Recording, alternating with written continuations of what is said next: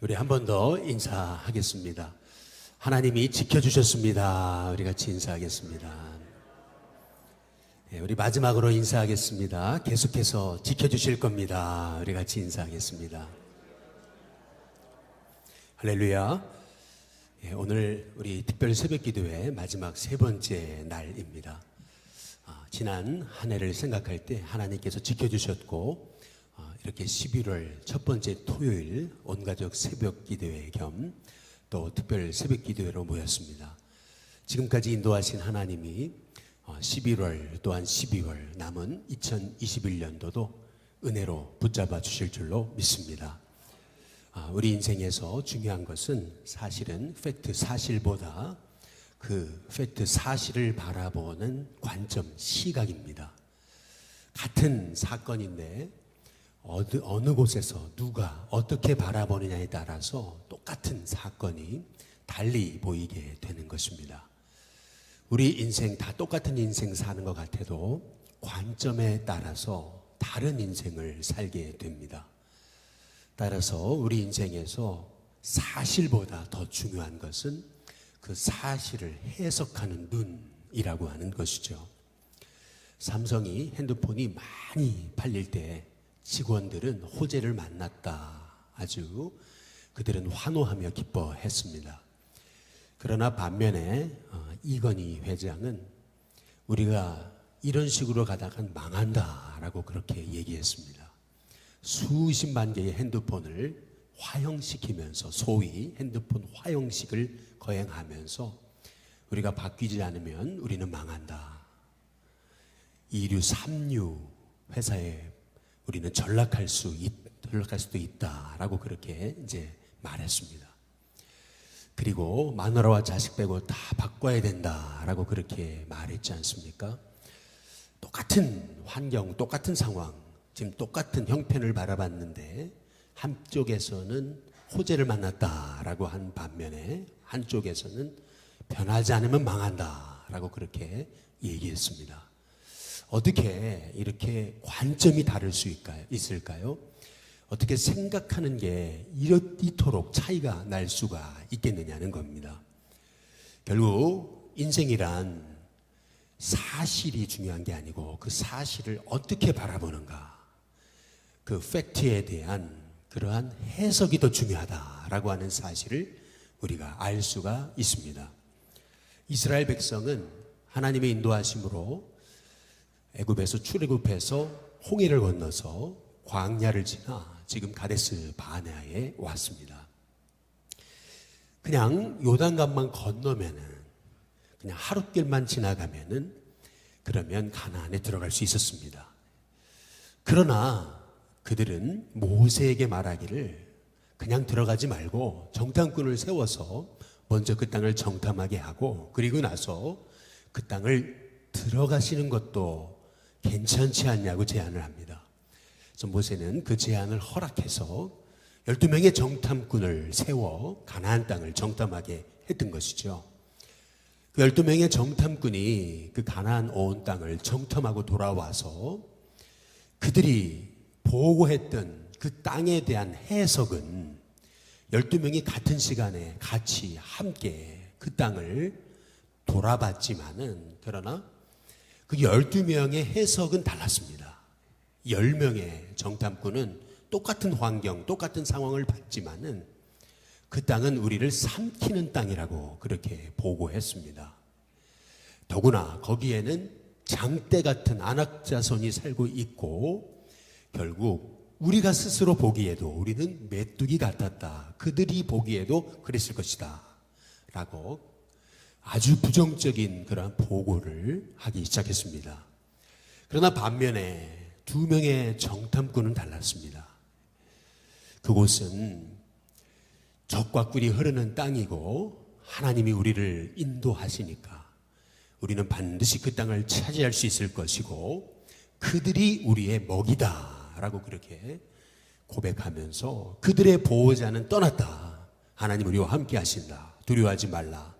담대하라. 그 땅을 들어가서 차지하자라고 그렇게 말했던 것을 볼 수가 있습니다.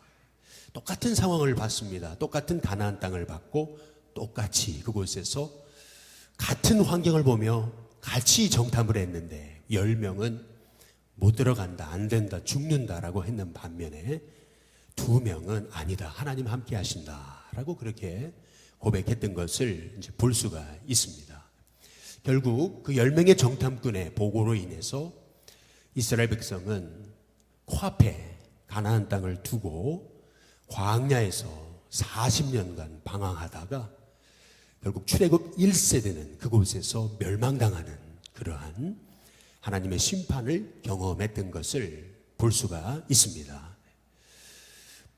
이 모세는 지금 그 과거 40년 전의 그 사건을 회고하면서 지금 모세가 이스라엘 백성들 요단 동편에서 그 1.5세 그리고 2세들 앞에서 하고 있는 말씀이 바로 오늘 이 말씀인 것입니다. 오늘 1장에 우리 29절에 보시면은 모세가 하는 말은 내가 너희에게 말하기를 그들을 무서워하지 말라, 두려워하지 마라. 이제 이렇게 이제 말하고 있는 것을 볼 수가 있습니다. 무서워하지 마라, 두려워하지 마라. 지금 모세가 이스라엘 백성들에게 두려워하지 마라, 무서워하지 마라 라고 하는 것은 그냥 아무런 대책도 없이 이스라엘 백성들에게 무서워하지 마라, 두려워하지 마라, 대책도 없이 그들과 싸우자라고 했던 것이 아닙니다. 오늘 이 신명기 1장에 30절에 보시면은 우리 다 함께 같이 한번 읽어보겠습니다. 함께 같이 읽습니다. 함께 읽습니다. 시작. 너희보다 먼저 가시는 너희 하나님 여호와께서 애굽에서 너희를 위하여 너희 목전에서 모든 일을 행하신 것 같이 이제도 너희를 위하여 싸우실 것이며. 지금 모세가 이스라엘 백성들 출애굽 1.5세대, 출애굽 2세대를 향해서 무서워하지 말라, 두려워하지 말라고 하는 것은 대책 없는 지도자가 이스라엘 백성이 이끌고 가나안에 대책 없이 들어가자고 하는 얘기가 아니고요. 모세가 지금 하고 있는 말은 너희가 믿는 하나님은 너희보다 먼저 가시는 분이시다. 너희를 위하여 지금까지 그러셨거니와 이제도 너희를 위해서 싸우실 것이다 라고 그렇게 모세가 말하고 있는 것을 볼 수가 있습니다. 하나님은 먼저 가시는 하나님이시다. 우리보다 앞서서 행하시는 하나님이시다 라고 하는 것이 모세가 이스라엘 백성들에게 요단 동편에서 가나안을 목전에 두고 했던 모세의 설교의 핵심인 것이죠. 오늘 신명기 1장에 33절에 보시면 우리 다 함께 한 번 더 같이 한번 읽어보겠습니다. 1장 33절입니다. 같이 읽습니다. 시작. 그는 너희보다 먼저 그 길을 가시며 장막 칠 곳을 찾으시고 밤에는 불로 낮에는 구름으로 너희가 갈 길을 지시하신 자이시니라. 하나님은 먼저 가실 뿐만 아니라 먼저 그 길을 가셔서 장막 칠 곳을 찾으시고 밤에는 불로 낮에는 구름으로 이스라엘이 갈 길을 지시하신 분이시다라고 그렇게 말씀하고 계십니다. 언제 이스라엘이 씨를 뿌려서 만나를 키워서 재배해서 거둔 적이 있습니까? 그렇지 않잖아요. 광야에서 이스라엘은 한 번도 씨 뿌린 적이 없습니다. 한 번도 씨를 뿌려 가꾸거나 거름을 주고 농작물을 재배한 적이 없어요. 그럼에도 불구하고 그들은 그 광야에서 40년 동안 굶주리지 않고 그리고 그들은 배고파서 죽지 않았습니다. 하나님이 먼저 앞서 가셔서 그들에게 꼭 필요한 양식 또 그들에게 필요한 물, 그들이 필요한 모든 거주지를 하나님께서 다 먼저 장막 칠 곳을 찾으시고 갈 길을 예비하신 분이셨음을 말씀하고 계시는 것이죠. 언제 이스라엘이 메추라기 잡으려고 이렇게 덧쳐놓고 기다렸다가 메추라기 오면은 그래서 메추라기를 잡아가지고 그들이 먹은 적이 언제 있습니까? 한 번도 메추라기를 잡기 위해서 덫을 놓은 적도 없고요. 메추라기를 잡기 위해서 총을 쏴서 잡은 적도 없습니다. 한 번도 그런 적이 없어요. 하나님은 이스라엘 백성이 고기가 먹고 싶다면은 고기를 하늘에서 바람을 불어서 떨어뜨려 주시고, 또 먹을 것이 필요하다고 하시면 하늘에서 만나를 꼭 비처럼 내리셔가지고 새벽에 일어나 보면은 꿀 섞은 과자 같은 그 맛있는 그 만나를 먹이셨던 분이 하나님이시라고 하는 것이죠. 낮에는 얼마나 광야가 덥습니까? 광야는 우리 힘으로는 걸을 수 없는 곳입니다. 대낮에 광야를 걸었다가는 그 햇빛으로 인해서 금방 쓰러져 죽을 수밖에 없는 곳이 광야입니다. 하나님은 아시고 구름 기둥으로 그들을 덮어주셨고, 또 밤에는 광야가 얼마나 춥습니까? 영하로 내려갑니다. 너무나 추워가지고 아주 두꺼운 이불을 덮지 않으면 호텔에서도 잘 수 없는 곳이 이스라엘입니다. 그런데 그 밤에는 하나님께서 구름 기둥뿐만 아니라 불 기둥까지 보내셔가지고 그들을 소위 머리 위에 히터를 틀어놓아 주셔가지고 이스라엘이 그곳에서 얼어 죽지 않도록 하나님께서 이끄셨던 것을 보면은, 하나님은 이스라엘 백성을 인도하시되 먼저 앞서서 그들이 장막 칠 곳을 찾아주시고 그들이 어디로 가야 될지 갈 길을 지시하시는 분이심을 모세가 이스라엘 백성에게 지금 선포하고 말씀하고 있는 것이죠. 바라기는 저와 여러분의 인생 가운데도 하나님이 우리와 함께 하실 뿐만 아니라 우리의 앞길을 예비하시고 우리의 걸음걸음을 앞서서 먼저 가셔서 지시하시는 분이심을 오늘 이 새벽에 우리가 굳게 이 말씀을 부여잡고, 우리 하나님은 나보다 먼저 가시는 하나님이십니다. 나는 어디로 가야 될지, 무엇을 해야 될지, 무엇을 선택해야 될지 알지 못하지만 하나님은 앞서서 모든 환경을 예비하시고 사람을 붙여주시고 또 모든 길을 여시는 하나님이심을 믿으면서 내 인생 앞서가시는 하나님, 그 하나님을 믿으면서 승리하는 저와 여러분이 될 수 있기를 주님의 이름으로 축복합니다. 그런데 오늘 여기 32절에 한번 보시면은 모세가 하고 있는 말은 이것입니다. 모세가 하고 싶은 말, 이것은 32절에 있습니다. 32절 다 함께 같이 한번 읽어보겠습니다. 함께 있습니다. 시작. 이 일에 너희가 너희 하나님 여호와를 믿지 아니하였도다. 여기 보면 너희가 너희 하나님 여호와를 믿지 않았다, 이제 이렇게 말씀하고 계시는데요. 여기 32절에 주어가 너희가 라고 되어 있잖아요. 사실은 이 주어는 틀린 주어입니다. 그 이유는 뭐냐면 지금 이 출애굽 1.5세대, 2세대는 과거 가데스 바네아에서 이스라엘 백성들이 못 간다라고 울며 불며 난리를 치다가 결국에는 멸망당한 그러한 그 세대가 아닙니다. 이 출애굽 1.5세대, 2세대는 당시 아주 어렸거나 아니면 태어나지 않은 세대였습니다. 따라서 오늘 여기 이 일에 너희가 너희 하나님 여호와를 믿지 않았다라고 하는 말씀은 틀린 말입니다. 정확하게 말하면 너희 부모가입니다. 너희 부모가. 이 일에 너희 부모가 너희 하나님 여호와를 믿지 않았다라고 하는 것이 이게 올바른 표현입니다. 그러나 모세는 너희 부모가라고 얘기하지 않습니다. 너희가라고 얘기하고 있습니다. 이유가 있습니다. 너희도 너희 부모처럼 출애굽 1세대처럼 이 1.5세대, 2세대에게 모세가 경고하는 것입니다. 너희도 너희 부모처럼 믿지 않고 순종하지 않으면 너희도 가나안에 들어갈 수 없다. 들어가지 못할 것이다. 너희도 이 광야에서 이 40년간 다시 너희는 멸망당할 것이다 라고 모세가 아주 엄중한 마음을 가지고 선포하고 경고하고 있는 것입니다. 신명기 오늘 1장에 한번 2절을 보시면은 이렇게 신명기 1장 2절은 이렇게 얘기합니다. 호렙산에서 세일산을 지나 가데스 바네아까지 몇 길이었습니까?